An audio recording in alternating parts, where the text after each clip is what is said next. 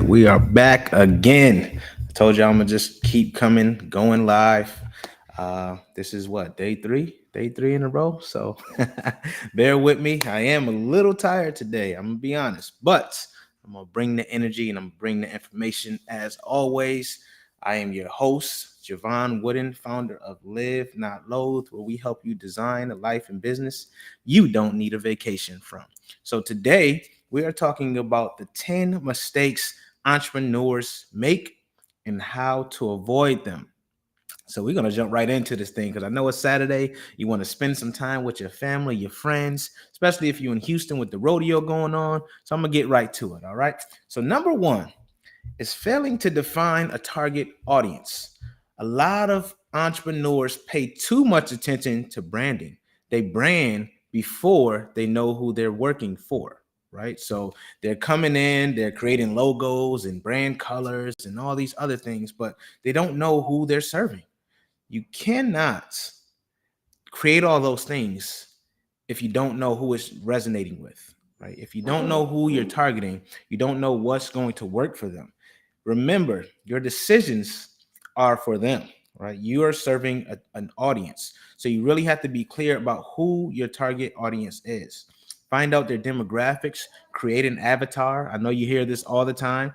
Write down someone, make an avatar, make a person that you can market to.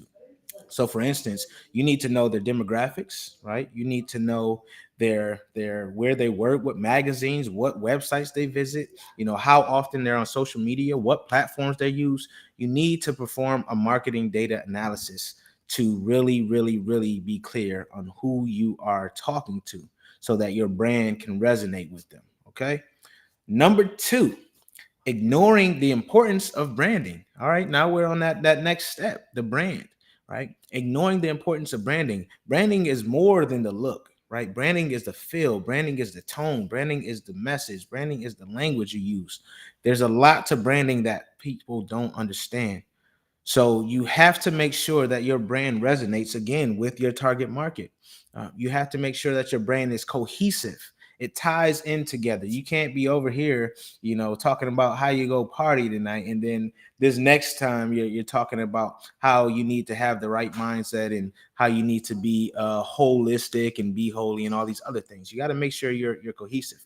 Now, I'm not saying you can't be a person of many different attitudes and many different facets, but you have to make sure that if you're using a personal page for your brand as well, that it all ties together, right? Because people are going to know you for certain things, and oftentimes the negatives stick with people more than the positives. So just remember that. Remember those bad campaigns you've seen, and you're like, why did that brand do that, right? You remember those more than you remember the positive things. Okay, so just be clear about your brand.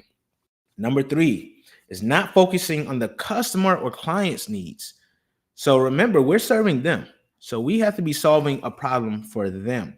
A lot of times our materials, our courses, our digital marketing, our media, our services, our products fall flat because we didn't do enough research to find out what problem we're solving with our product or service. So make sure that everything you release, you measure four times and cut once, right? So your marketing has to be on point, your information has to be on point, and then you create the product or service, right? And that's why Apple does so well, right? When they created the iPhone, they came out with this beta product. They didn't make it perfect, but they knew what people wanted before people knew what they wanted. That's how awesome you want to be at your marketing, messaging, and understanding your customers or clients' needs. No one said they needed this phone that can play music and do all these other things. People were happy with their flip phone, right, with the ringtones and all that other stuff. But Apple's seen and they seen an advantage, and they seen something that they can make it sleek, they can make it easier to use, and they can keep iterating each year and make a lot of money and become one of the most valuable companies on this planet because they identify customer and client needs and wants. And wants can be powerful too, depending on the market that you're facing. So just know your client or customer needs before you put out and put all this energy, time, and money into a product or service that falls flat. Okay. Number four, poorly defined marketing goals. So if you don't know why you're marketing, or you don't know why you're running an ad, you don't know why you're saying something, you might not want to put it out there. Okay. So a lead generation campaign is going to be different than a conversion campaign, right? One is going to need more information. You're going to have to answer questions on the sales page to try to dispel any objections and stuff that people may have to what you're putting out there. You want to answer like kind of like a fact. You want to just have people scroll down and find out a little bit more information about what they need if you're just trying to convert them right away, especially if it's a high ticket offer. So make sure you know what your marketing goals are. Don't just put something out there hoping that it'll work. Make sure that it's aligned with your goals for the business, and make sure anything you're spending your time and money on aligns with why you wanted to do it in the first place. So remember, traffic is different from lead generation. Lead generation is different from a sales conversion, and conversions are different from awareness, right? So just think about that.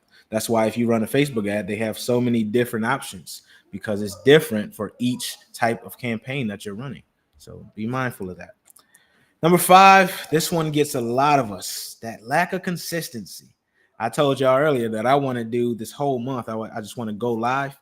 So I have to be consistent or else I fall flat, and then people don't see me, and then they forget about you. And then there's a lot of things that go into consistency.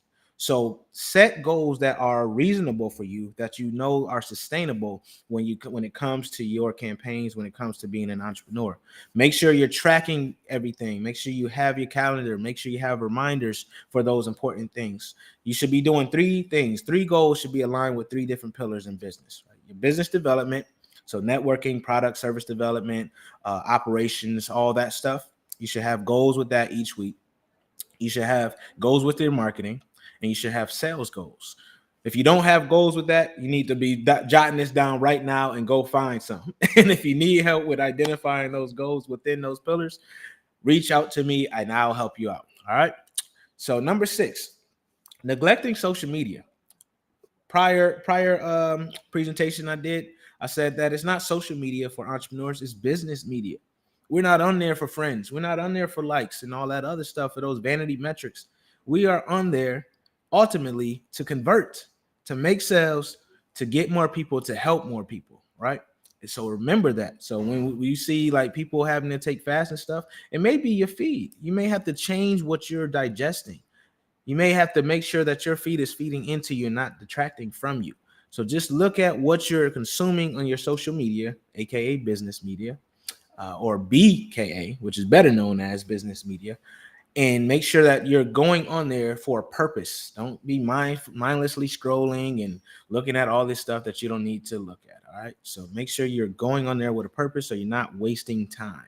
And even if you're on there just to scroll, make sure you are aware of that. Becoming aware, becoming mindful of what you're doing is one of the most powerful tools that you can leverage as an entrepreneur. Number 7, relying too much on one marketing channel. So a lot of businesses these days, they don't do a lot of outbound marketing. It's more inbound, and they have like this referral-based system where if they didn't have those referrals dry up, they're probably going to be in trouble.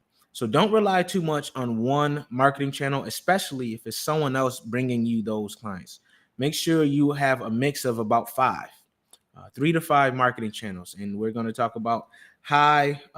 You have like a high impact, and then you have a low impact. So you have the high touch and low touch. So high touch will be something like this, where people can ask me questions while I'm on here. They can interact with me right away, real time.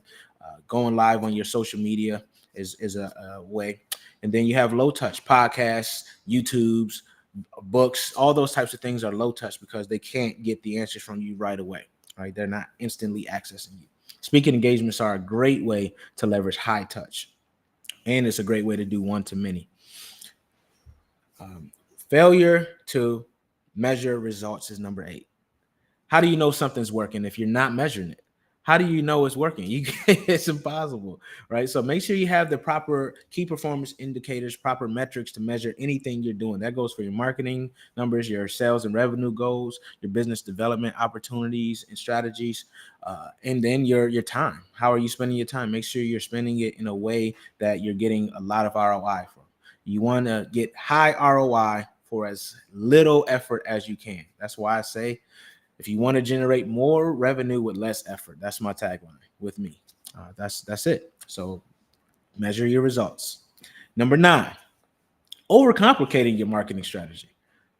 Like I said, if you know your target market, you know your target audience, they pretty much do the marketing for you, right? They're going to tell you exactly what to say in your campaigns. They're going to tell you what their problems are. They're going to tell you how they would like to solve it. Or if they don't, they'll give you some inclination of how you can solve it. So pay attention to your target audience and then craft it. Write down some adjectives, write down some verbs, write down some things that you can utilize in your campaigns that really resonate at that time. You can't use the old stuff all the time, right? These are different times. So if you had a campaign a year ago, it's going to be different from what your campaign would look like right now. But don't overcomplicate it. Test things incrementally, run A/B testing, do all these different things to make sure your marketing is on point. Marketing is a test. It's a game. You may think something works.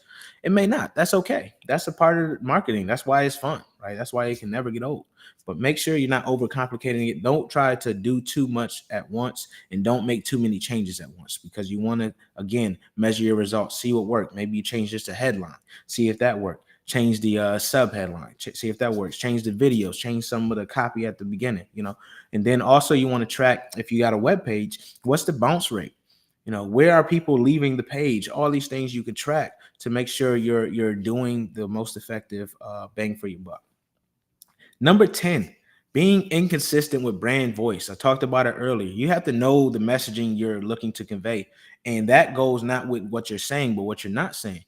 A lot of communication is nonverbal. Or if you post something at the wrong time when an event took place and you probably shouldn't post what you were scheduling to post, you have to pay attention to all those, because one misstep can really, really be detrimental to your brand identity and your brand reputation. And it's really hard to build a good brand reputation, really easy to break it down. So keep that in mind. So that's 10 mistakes entrepreneurs make and how to avoid them. I'll do a recap. Number 1, failing to identify your target audience. Number 2, ignoring the importance of branding. Number 3 is not focusing on your customer or client's needs. Number 4, poorly defined marketing goals. Number 5, lack of consistency. Number 6, neglecting social media, BKA business media. Number 7, relying too much on one marketing channel. Number 8 is failing to measure results. Number 9 is overcomplicating your marketing strategy. And number 10 is being inconsistent with your brand voice. Again, I'm your host, Javon Wooden, founder of Live Not Loathe, author and professional speaker, U.S. Army vet, and I am here to help you design a life and business you don't need a vacation from. Feel free to reach out to me at info@livenotloathe.com or hit me up on all social platforms at Live Not Loathe. If you're on LinkedIn, just look up Javon Wooden and you'll find me. I'm happy to connect. I hope y'all have a great weekend, and I'll speak to you soon, actually tomorrow. So stay tuned. Keep it locked.